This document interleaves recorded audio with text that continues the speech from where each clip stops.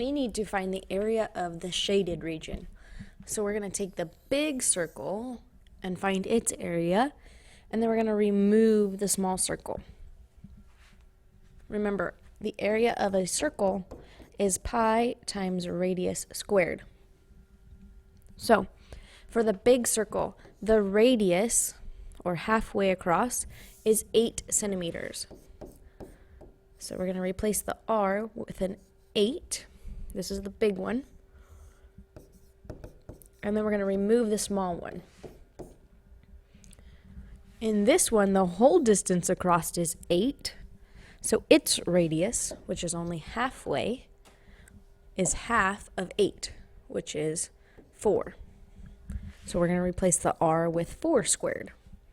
And this is all for the small circle.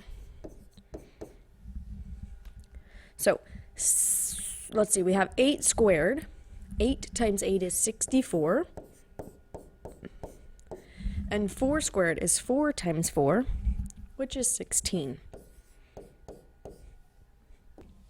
Now in this module, I'm looking to figure out, do you know how to find the area of shapes? It's not about whether you know how to subtract. So if you need a calculator for this step, that's perfectly fine. If you can do it in your head, that's great too. So when you subtract 64 and 16, the pi just goes along for the ride. But 64 minus 16 is 48. So we have 48 pi. Up at the very top, it says to use 3.14 as pi. So we are going to take 48 and multiply it by 3.14 to find our answer, which is 150.72. But we need to also make sure we note the units on these. And this one is measured in centimeters. So it is going to be centimeters squared because it's an area.